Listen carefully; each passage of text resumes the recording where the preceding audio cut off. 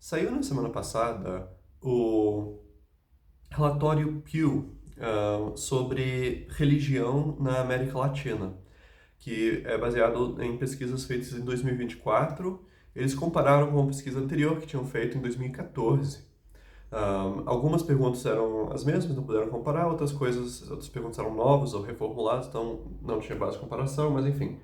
É um novo imagem de como está a religião na América Latina, de 2024, e é dividido por país e dá uma ideia muito interessante do que está acontecendo. A manchete é, vamos dizer, o declínio do catolicismo, mas também, assim, a perda de potência do cristianismo de forma geral. Então, no Brasil, católicos caíram para 46% da população, então menos que metade da população católica, e os protestantes, né, os evangélicos, pararam de ter o crescimento enorme que tiveram. Eles cresceram 3 pontos percentuais de 2014 para 2024, então parece que está estacionando essa grande onda evangélica em 29% da população. Mesmo dentro dos protestantes evangélicos, os pentecostais são agora uma porcentagem menor. Antigamente era 80% dos protestantes eram pentecostais, agora são 65%. E, claro, tem o avanço dos sem religião, né? Pessoas que se dizem ateias, agnósticas ou sem afiliação religiosa, que estão agora em 15% no Brasil, com uns 10% da população se filiando a outras religiões minoritárias menores, né? Agora, o que é mais interessante são esses sem afiliação religiosa, os que eles chamam os nuns, né, os nenhuns.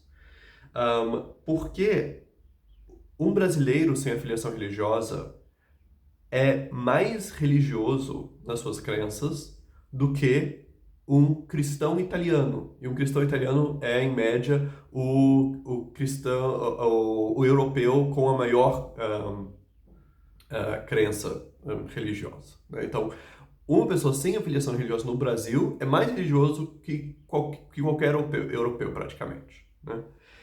Isso aqui é algo muito, muito, muito impressionante. Então, 92% dos sem afiliação brasileiros acreditam em Deus, 46% rezam uma vez ao dia, né? E 40% dizem que religião é algo muito importante na sua vida, embora eles não se afiliem com qualquer religião específica, né? Então, isso é muito impressionante, né? Deles serem tão religiosos. E é algo que, assim, continua quando você vê, por exemplo, outras crenças espirituais. Então, por exemplo, se há algo espiritual além do mundo natural, né? Então, 65% dos sem afiliação religiosa afirmam que sim. A crença na vida após a morte, também eles têm 74% de pessoas que acreditam nisso. Então, assim, isso é impressionante. Outro dado impressionante nesse quesito de crenças espirituais é que em coisas tipo vida após a morte, se há algo sobrenatural, reencarnação, é que os jovens, de maneira geral, né, então as pessoas de 18 a 34 anos, têm muito mais crença do que pessoas acima de 50 anos, né, então, no Brasil. Então, por exemplo, as pessoas acima de 50 anos, 62% creem em vida após a morte, enquanto no 18 aos 34, 73% acreditam, né? Ou crença que há algo espiritual em lugares naturais, na natureza, 64% dos jovens acreditam, contra 54% das pessoas acima de 50. Ou que em animais, né, se há espíritos ou almas em animais, 74% dos jovens, então 3 em cada 4 jovens acredita, enquanto 54% apenas dos acima de 50, né? Então, isso é algo super interessante. Sobre reencarnação, tem um dado interessante de que um em cada três brasileiros acredita, 33% dos brasileiros acreditam em reencarnação, e dos católicos, 37% acreditam em reencarnação. Que é surpreendente para uma crença que, assim, tão avessa ao catolicismo, mesmo não só nas versões mais tradicionalistas, né? Assim, é algo bastante comum você pensar, bem, não, se você é católico, você acha que depois da morte você vai para o inferno, ou vai para o purgatório, ou vai para o céu, né? Então, é algo impressionante isso. Agora, que conclusões tirar disso, né?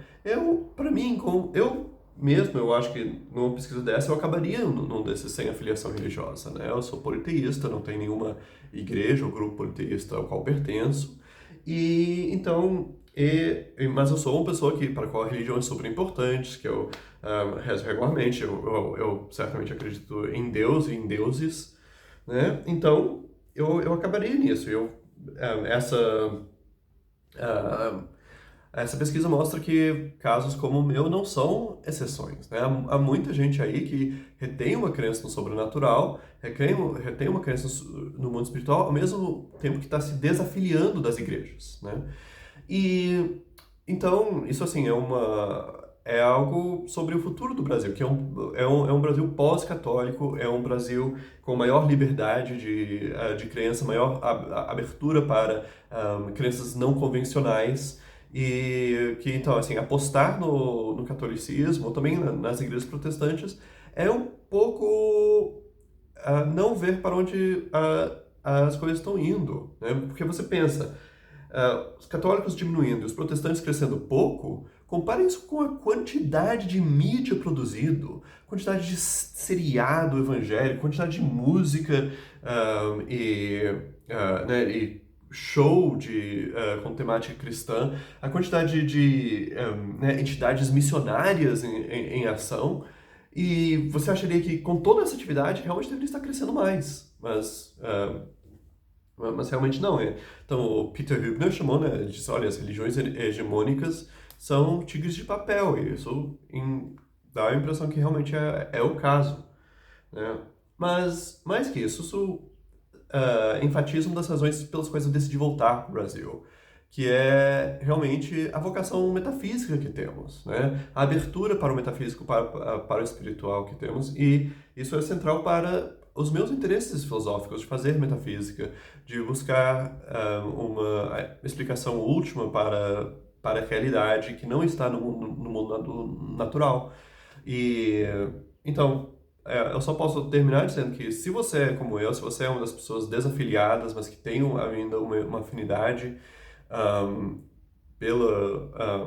pelas crenças espirituais, eu só posso te recomendar os Elementos da Teologia de Próclo, né, que foi o livro que eu traduzi do filósofo grego Próclo, que te dá, assim, pode não ser uma visão de mundo que você acabe concordando, mas dá uma visão super ordenada e organizada de como pensar o mundo a partir de uma lente que radicalmente não é a lente cristã, e que tem espaço para tudo isso, tem espaço para, vamos dizer, a importância de ancestrais, ou a importância de reencarnação, ou a presença do divino, de espíritos na natureza, em animais.